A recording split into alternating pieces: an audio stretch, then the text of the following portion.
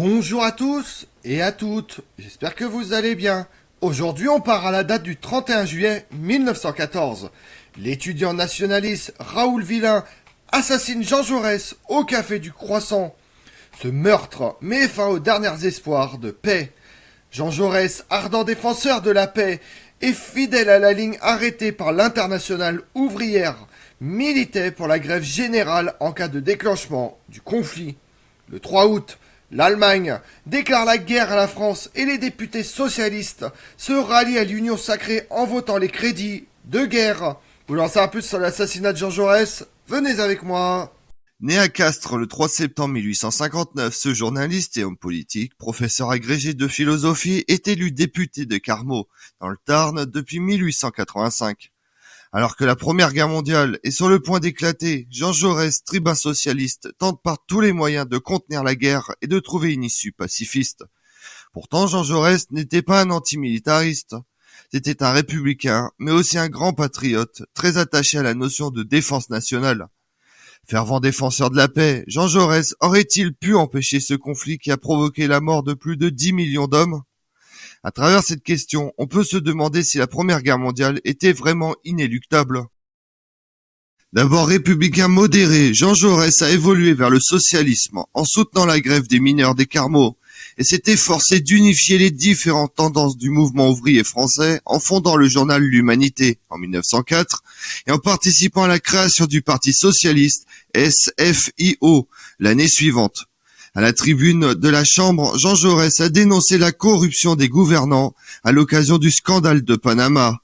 Il est aussi intervenu à propos de l'affaire Dreyfus après la publication de J'accuse de Zola dans l'Aurore, le 13 janvier 1898. Et ce fervent défenseur de la laïcité s'est engagé en abolitionniste convaincu contre la peine de mort. Depuis l'assassinat de l'archiduc François-Ferdinand d'Autriche le 28 juin 1914 à Sarajevo, les États européens se trouvent progressivement entraînés par le jeu des alliances dans une nouvelle crise internationale, qui conduit en un mois à la Première Guerre mondiale. Jean Jaurès, le plus éminent des opposants à la guerre, va tout au long de ces 4 semaines sentir monter inexorablement la tension et tentera jusqu'à sa mort de s'y opposer. À 54 ans, Jean Jaurès est la principale personnalité du mouvement socialiste français. Il n'a de cesse de rencontrer ses collègues de l'Assemblée, et notamment le président du Conseil, le socialiste René Viviani, en qui il place toute sa confiance pour calmer la situation internationale, et notamment l'agressivité de l'Allemagne du Kaiser Guillaume II. Mais l'alliance franco-russe, nouée dès le début des années 1890 avec le tsar Alexandre III puis Nicolas II pour encercler et neutraliser l'impérialisme allemand du souverain Guillaume II, couronné en 1888, se révèle un implacable engrenage. En voyage à Saint-Pétersbourg avec le président de la République Poincaré, du 20 au 23 juillet 1914, René Viviani ne peut que s'en tenir aux obligations diplomatiques de la France. En cas de danger et de menace austro-allemande contre la Russie, Paris se tiendra prête aux côtés de son allié russe et la guerre avec l'Allemagne sera inévitable. Les derniers jours de juillet, une partie des socialistes européens, alarmés par la montée des tensions, jettent toute leur énergie pour préserver la paix. Et le 29 juillet, à Bruxelles, Jean Jaurès prononce un grand Discours pour maintenir la paix et empêcher le déclenchement des hostilités de ce qu'on appellera plus tard la Première Guerre mondiale. Jean Jaurès est un homme plein d'optimisme et d'énergie. Mais le 30 juillet, de retour à Paris, cet ardent pacifiste, à une époque où le nationalisme devient une force importante de la vie politique, constate avec amertume et pessimisme l'imminence de la guerre tant redoutée avec l'Allemagne et l'Autriche. Il apprend que la Russie mobilise ses armées. L'Allemagne est prête à réagir en cas de provocation. La guerre est à 2 doigts d'éclater et Jean Jaurès se sait désormais menacé dans sa vie par l'agitation nationaliste qui gagne la France et Paris. Son pressentiment se réalise. Le 31 juillet au matin, la presse parisienne unanime voit l'Europe au bord du gouffre. En fin de journée, il se rend au siège de son journal pour préparer un article de mobilisation anti-guerre pour l'édition du 1er août. Auparavant, il sort dîner au Café du Croissant, rue Montmartre, avec ses collaborateurs du journal. Il est assis, dos à la fenêtre ouverte, séparé de la rue par un simple brise-bise. À 9h40 du soir, Jean Jaurès meurt assassiné sous les balles de Raoul Villain, un étudiant nationaliste exalté qui souhaite la guerre avec l'Allemagne. Et l'assassin de Jean Jaurès, que devient-il? Raoul Villain est incarcéré en attente de son procès durant toute la Première Guerre mondiale. Le 29 mars 1919, le jury l'acquitte. L'assassin de Jean Jaurès, bien que sa culpabilité ne fasse aucun doute, lui-même ayant reconnu les faits. Mais dans le climat de fin de Première Guerre mondiale, le jury, à 11 voix contre une, ne retiendra rien contre lui. L'acquittement de Raoul Villain est un affront de plus pour la veuve de Jean Jaurès, dans un chagrin inconsolable depuis l'assassinat de son mari et la mort de leur fils Louis sur le front à l'âge de 20 ans en 1918. Et ce procès, 5 mois après l'armistice, baigne dans un patriotisme exacerbé.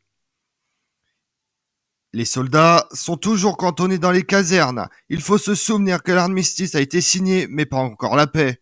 La paix n'intervient que le 28 juin 1919 avec le traité de Versailles. L'acquittement de Villain provoque néanmoins des réactions scandalisées et des manifestations. Revenu à l'anonymat, il vécut jusqu'à l'âge de 50 ans.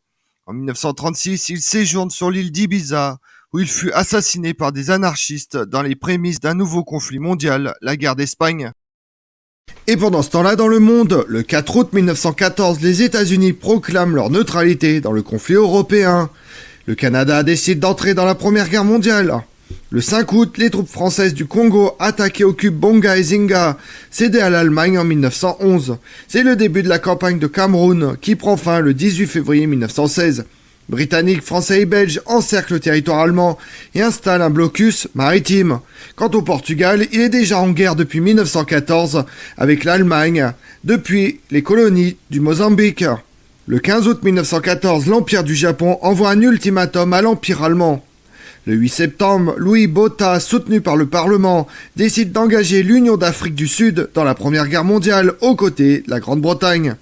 Du 2 au 5 novembre 1914, c'est l'échec britannique en Afrique orientale allemande, lors de la bataille de Tanga. C'est le premier affrontement majeur de la campagne d'Afrique de l'Est. Comme on l'a vu, le Petit Journal consacre sa une à l'assassinat de Jean Jaurès. Un article central relate le drame dans le détail et campe les manifestants, s'écriant « Vive Jaurès, à bas la guerre !»